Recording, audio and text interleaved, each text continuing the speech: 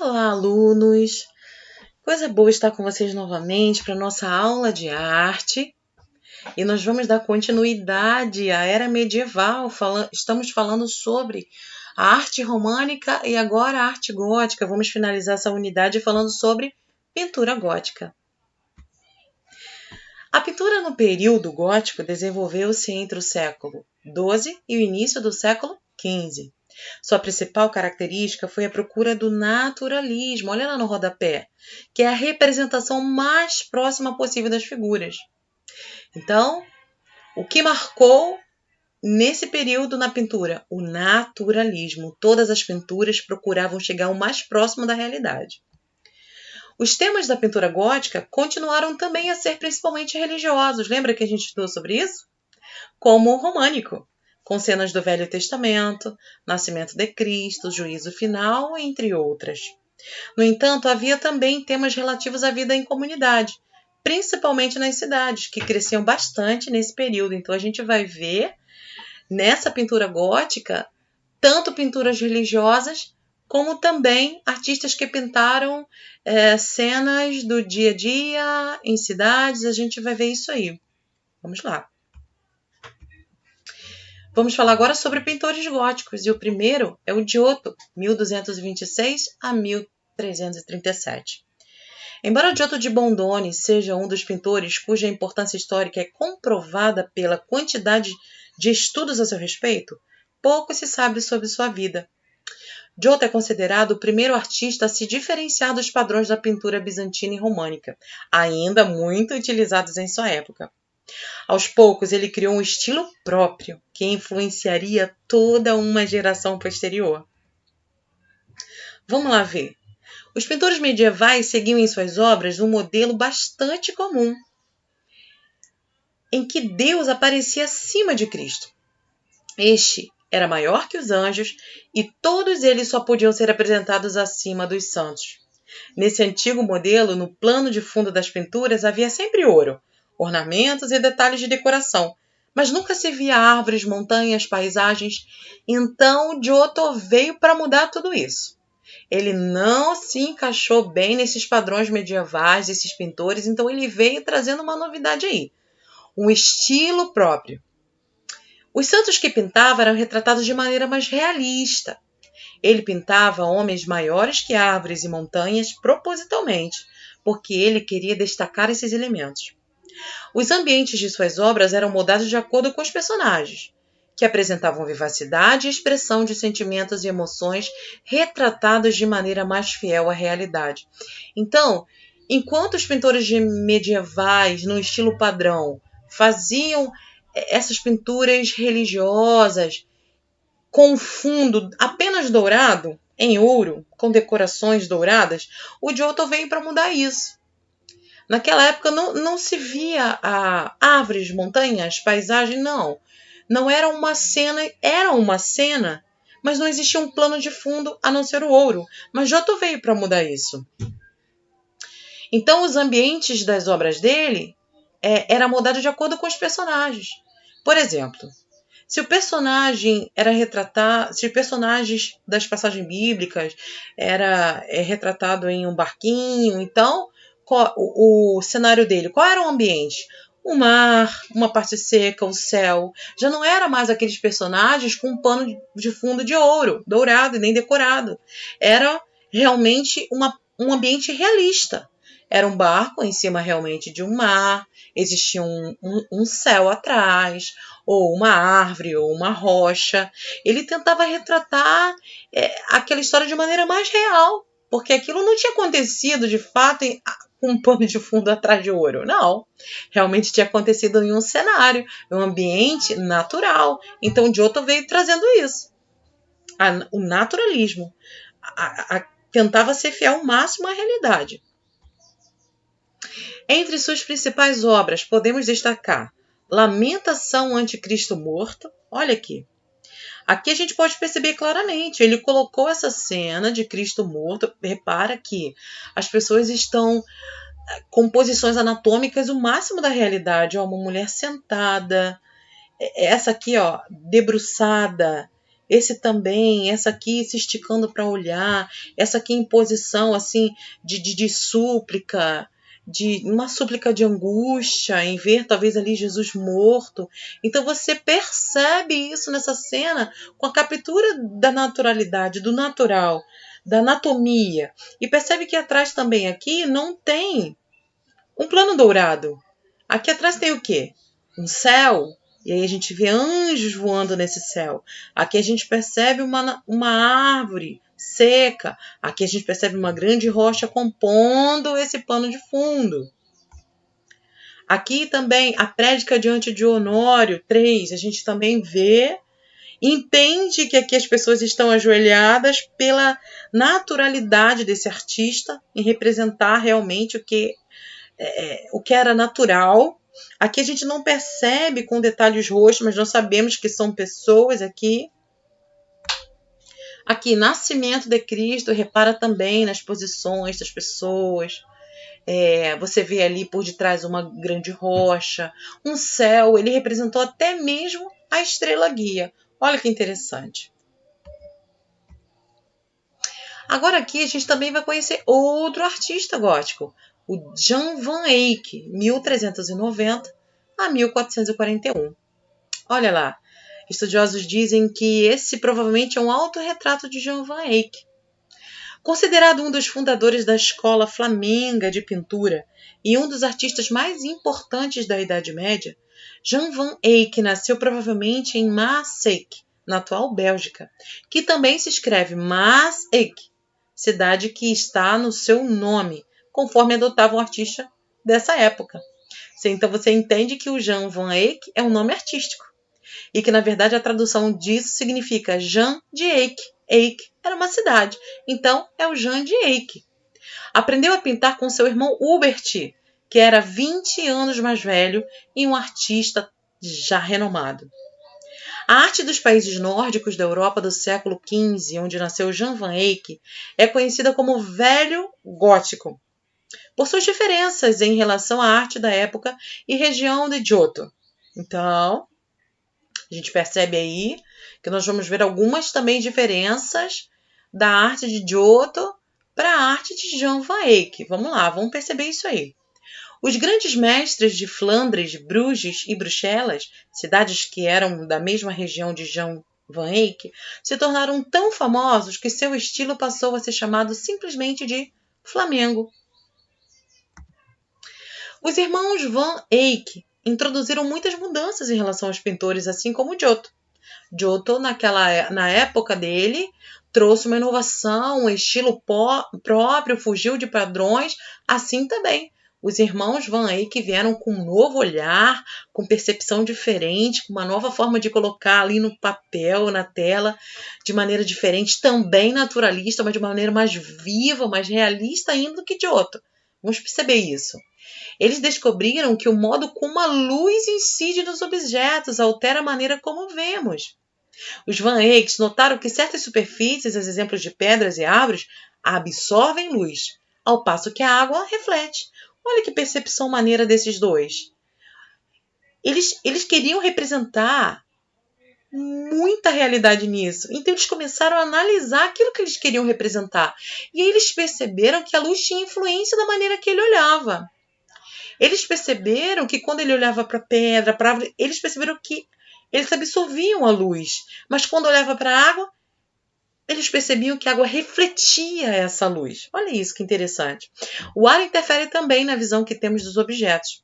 Por exemplo, quanto mais os objetos estiverem distantes do nosso campo de visão, mais difusos os enxergamos. Com mais dificuldades os enxergamos. Não fica tão nítido assim, não é verdade? Isso lhes permitiu inventar efeitos mais realistas em relação ao Giotto. Parece que eles vieram com uma nova visão, com um detalhe de visão. Em Van Eyck, as figuras estão mais integradas ao plano de fundo e tem uma imitação de relevo surpreendente para a época, em função da aplicação de princípio luz e sombra, de influência do ar e do uso da perspectiva. Olha lá, perspectiva é sistema geométrico que usa as 3 dimensões, altura, largura e profundidade, para representar objetos, volumes ou espaços numa superfície plana. Estamos aqui, olha. Usavam também pintura a óleo, o que dava brilho, vivacidade e demorava a secar, o que permitia realizar alterações fundamentais nos detalhes, criando assim um efeito mais naturalista ainda.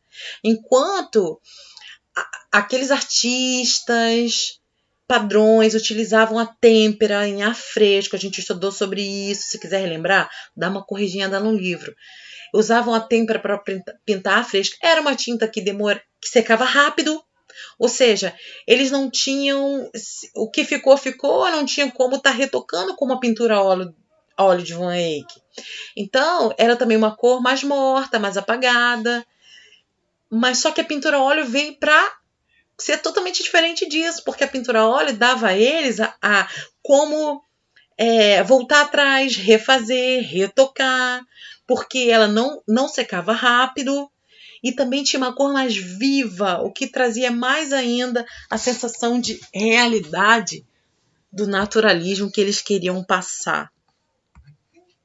Olha essa obra aqui, espetacular, A Adoração do Cordeiro Místico. Olha essa obra, vamos analisar toda essa obra. Nós vemos aqui, é óbvio, na tela do computador, mas é claro, isso aqui é uma tela, olhos sobre tela, e a tela é uma figura plana, não é verdade? Mas olha a sensibilidade de Van Eyck em trazer para a tela plana a perspectiva, a profundidade. Nós temos aqui a altura, nós temos aqui largura e aí nós temos profundidade. Como professor a gente consegue perceber a profundidade? É simples.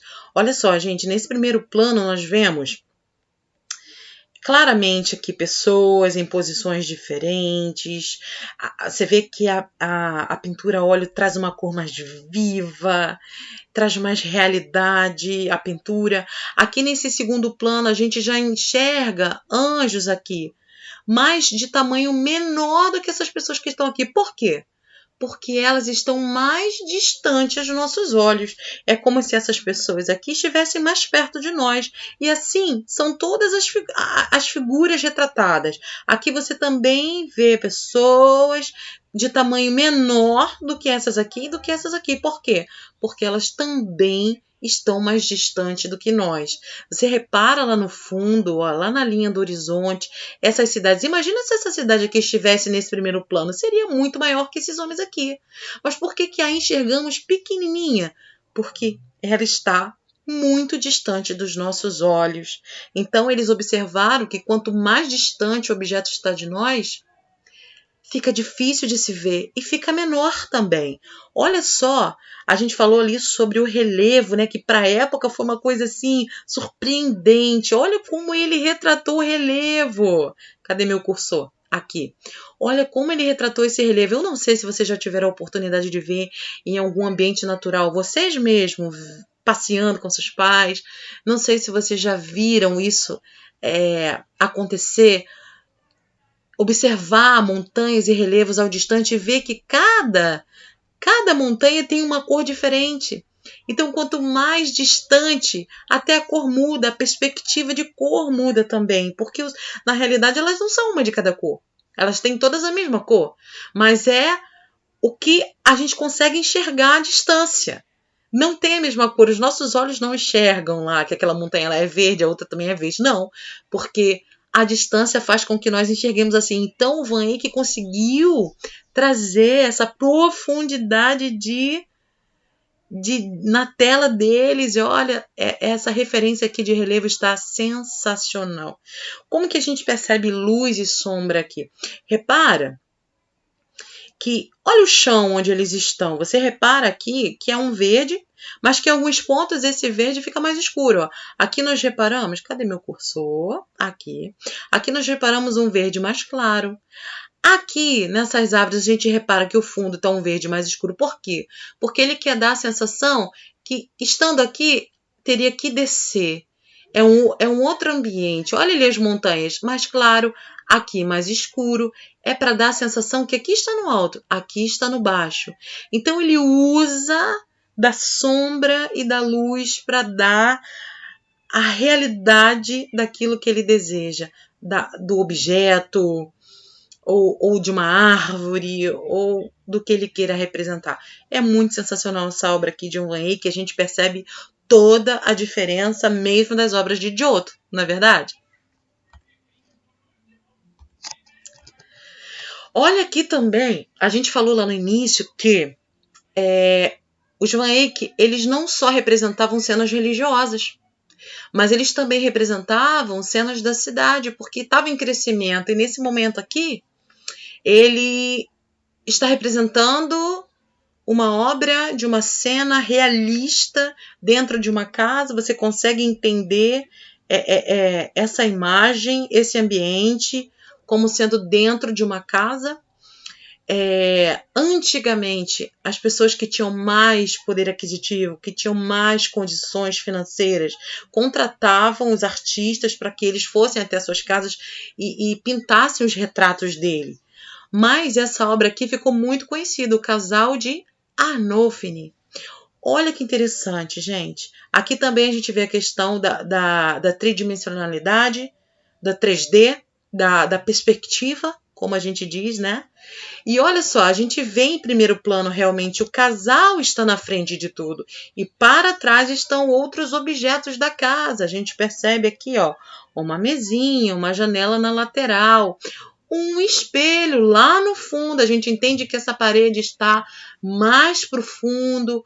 Um lustre que a gente também entende que esse lustre está mais para o meio. Olha que interessante como ele conseguia dar essa sensação exata para a gente de profundidade da tela. Olha a roupa das pessoas. Olha que interessante como ele trabalha com a luz e com a sombra para dar essa sensação da roupa dobrada. Olha que pegada legal. Olha só, a gente consegue ver a dobradura das roupas. Até do pelo do gato. Olha que interessante. Ó, da sombra do tamanco. Então é muito interessante quando a gente analisa, ó, o lustre está aqui está mais iluminado, mas lá no cantinho da casa está escuro. Então, essa vivacidade, essa naturalidade foi com essas questões que os Van Eyck começaram a perceber e trouxeram isso tudo para a obra. Olha que interessante esse teto. Ó, a gente entende que são ripas de madeira, ó, e que aqui é mais profundo por causa que ele trabalhou com a luz e a sombra. É muito interessante de analisar. Ó, outra coisa interessante, eu trouxe em primeiro mais focado num zoom. Olha que coisa mais legal de se analisar. Esse aqui é o espelho que está lá na parede dos fundos. Olha os detalhes que a gente talvez não consiga enxergar pela distância, mas olha, um penduricalho, não sei como dizer, um móvelzinho, um penduricalho, ó, olha como ele usou a sombra e a luz para dar o efeito assim, ó, de miçanga transparente. Olha que legal. E nesse quadro, e nesse espelho aqui, ele pintou o reflexo. Olha que interessante, isso foi um marco na obra do Van Eyck. Olha que interessante ele pintar o reflexo do casal que nesse momento aqui está descosto, porque o espelho está lá atrás, é óbvio. E ele fez o reflexo dele pintando essa obra. Na verdade, é muito sensacional, né? Tem tanta coisa para analisar, crianças, que a gente ficaria aqui por muito tempo, mas a nossa aula tem que ser curta, tem que ser de 15 minutos. Então, a gente não pode se prolongar demais. Eu espero que vocês tenham gostado. Eu espero que vocês realizem também as atividades do livro, para quando nós estivermos juntinhos, nós possamos corrigir juntos essas atividades, para que nada fique para trás, ok? Estou com saudade de vocês, queria estar próximo de vocês agora, dando essa aula pessoalmente, mas é hora de ficar quietinho em casa, não é verdade? É hora agora de fazer as aulas à distância, não tem jeito. Espero que vocês tenham gostado. Vai aí, ó, enviando um abraço virtual. Sintam aí meu abraço. E fiquem com Deus. Até a próxima aula. Realizem a tarefa aí da Plural. E aí, no nosso chat, a gente vai conversar, vai tirar dúvida, vamos falar sobre as questões que foram dadas a partir do que a gente estudou nesse slide, tá bom? Fiquem com Deus. Beijinhos.